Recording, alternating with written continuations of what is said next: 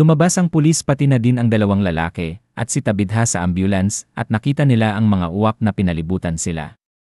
Nagpasya ang mga ito na maghanap ng ibang daan kahit na sinabi ni Tabitha na hindi ito gagana at babalik pa rin sila doon.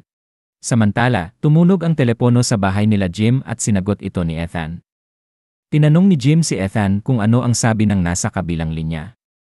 Sabi daw nito na nasa ambulansya si Tabitha at kailangan ng tulong nila. Si Boyd naman ay napagpasyahang manatili ng gabing yun sa ambulansya para obserbahan ang mga nilalang dahil plano niyang dakpin ang isa sa mga ito at tingnan ang mangyayari dito kapag umaga na.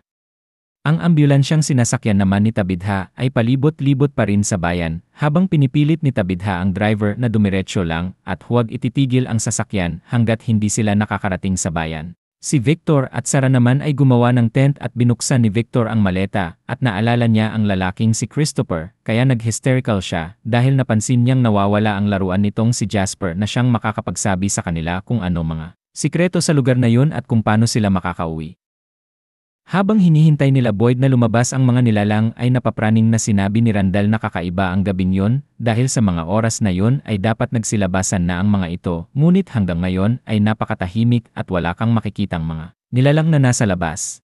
Samantala, nakarating na sila Tabitha sa bayan at pinilit niyang sabihin sa mga ito na ihinto ang ambulansya ngunit inakala ng mga ito na hysterical lang siya. Napansin naman nila Boyd ang ambulansya kaya naman nagtaka sila kung sino ang lula nito. Si Ethan naman ay lumabas sa bahay nila nang makita ang ambulansya dahil kagaya ng sabi sa telepono ay baka nga nandun si Tabitha ngunit pinigilan siya nila Boyd. Ang ambulansya naman ay huminto nang makita ang babaeng nakahandusay sa daan. Pinigilan sila ni Tabitha at sinabing hindi ito tao, ngunit inakala nilang nababaliw lang siya, kaya naman pinosas siya sa dingding ng nakakainis na pulis na babaeng ito at bumaba ang mga ito sa sasakyan. Inatake ng nilalang ang dalawang lalaki at tumakbo naman ang pulis at iniwan sila Tabitha sa ambulansya.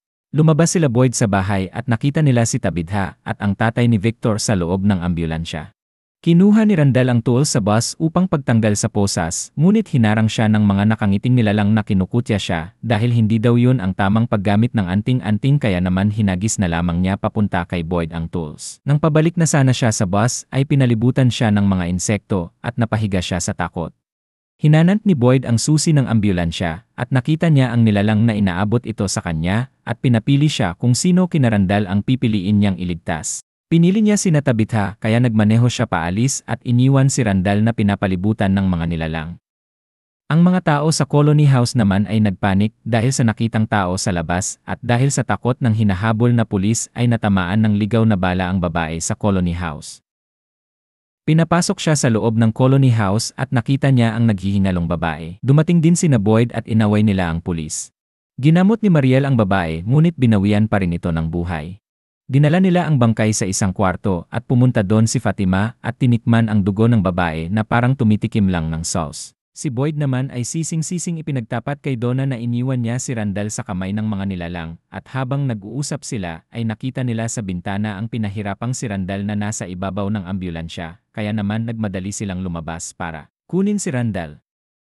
Si Victor at Sarah naman ay pumunta ng Colony House para kumuha ng supply para sa kanilang paghahanap sa laruang si Jasper. Ngunit nag-breakdown siya nang sabihin sa kanya ni Donna na naroon ang kanyang tatay. Tinanong siya ni Sarah kung anong problema at sinabi niyang hindi niya maalala ang kanyang tatay kaya takot siyang makipagkita dito. Samantala, dahil nakabalik na si Tabitha sa bayan ay nagkaroon sila ng town meeting at nagtalo-talo ang mga tao dahil hindi man lang daw naisip ni Tabitha na humingi ng tulong sa mga otoridad para hanapin ang lugar na yon at makaalis na sila doon.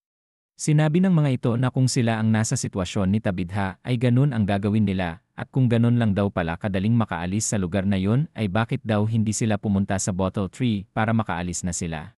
Ngunit sinabi ni Tabitha na hindi yun ganun kadali pero dahil desperado na ang mga itong makauwi na ay sarado ang mga isip nito kaya naman umalis na lamang si Tabitha. Si Boyd naman ay pinakalma ang mga ito at sinabing makinig sa kanya, ngunit ang lalaking kalbo ay sinabing pagod na siyang makinig sa mga payo ni Boyd at gusto na niyang makauwi kaya pupuntahan niya ang Bottle Tree.